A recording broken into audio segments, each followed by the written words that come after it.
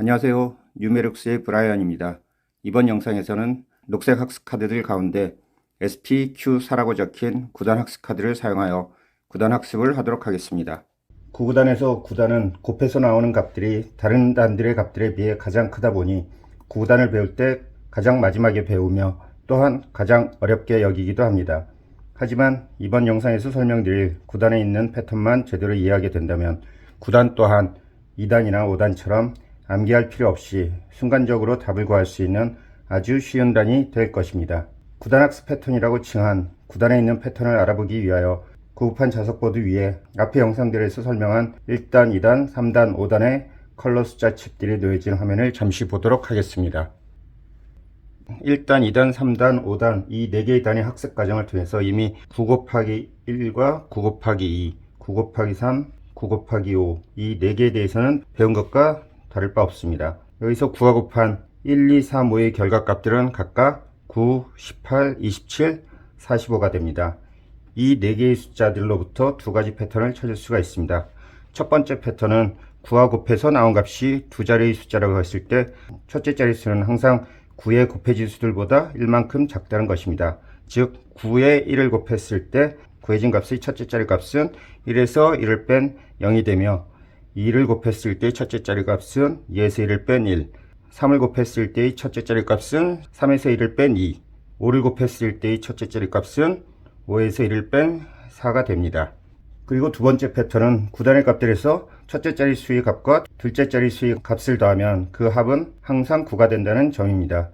1과 8을 더하면 9가 되고 2와 7을 더하면 9가 되고 4와 5를 더하면 9가 됩니다. 따라서 구단의 둘째 자리 수의 값은 9에서 첫째 자리 수의 값을 뺀 값이 됩니다. 즉 9 곱하기 1을 했을 때 첫째 자리 수가 0이므로 둘째 자리 수는 9에서 0을 뺀 9가 되며 따라서 9 곱하기 1은 9가 됩니다. 9 곱하기 2를 했을 때는 첫째 자리 수가 1이므로 둘째 자리 수는 9에서 1을 뺀 8이 되며 따라서 9 곱하기 2는 18이 됩니다. 마찬가지로 9 곱하기 3을 했을 때 첫째 자리 수가 2가 되므로 둘째 자리 수는 9에서 1을 뺀 7이 되므로 9 곱하기 3은 27. 9 곱하기 5를 했을 때 첫째 자리 수는 5에서 1을 뺀 4가 되며 둘째 자리 수는 9에서 4를 뺀 5가 되므로 9 곱하기 5는 45가 됩니다. 이와 같은 구단에 존재하는 두 가지 패턴을 적용하여 SPQ1의 그림처럼 구급한 자석보드 위에 컬러 숫자 칩들을 배치한 후에 구단에 해당되는 컬러 숫자 칩들을 놓도록 합니다. 구단에서 1, 2, 3, 5를 곱한 값들은 이미 배운 값들이니 구급한 보드 위에 각각 해당되는 값들인 9와 18과 27 그리고 45를 우선 놓도록 합니다.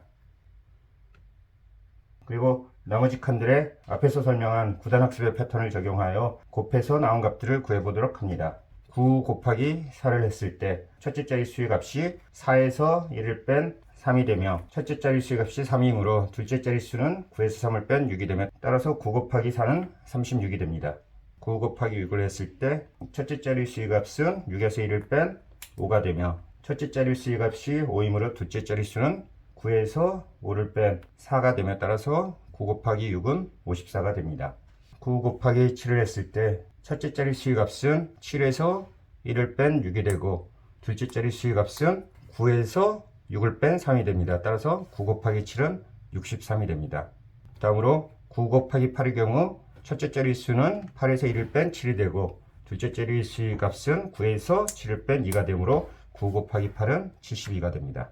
그리고 9 곱하기 9는 이미 보드판 위에 놓여져 있지만 마찬가지 방식으로 확인해 보도록 하겠습니다. 9 곱하기 9를 했을 때 첫째 자리 수의 값은 9에서 1을 뺀 8이 되며 첫째 자리 수의 값이 8이므로 둘째 자리 수는 9에서 8을 뺀 1이 되며 따라서 9 곱하기 9는 81이 됩니다.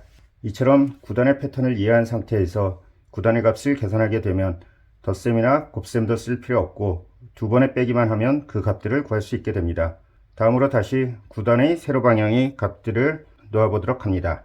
1 곱하기 9는 9이며 2 곱하기 9는 18, 3 곱하기 9는 27, 4 곱하기 9는 9 곱하기 4와 같은 36, 5 곱하기 9는 9 곱하기 5와 같은 45, 6 곱하기 9는 9 곱하기 6과 같은 54, 7 곱하기 9는 9 곱하기 7과 같은 63. 8 곱하기 9는 9 곱하기 8과 같은 72가 됩니다. 이렇게 가로 방향과 세로 방향으로 구단 학습을 마친 이후에 다시 컬러 칩들을 숫자 칩 틀에 꽂은 이후에 구단이 대칭되는 위치에 있는 값들을 번갈아 놓아 보면서 그 값들을 비교하면서 이해하도록 합니다.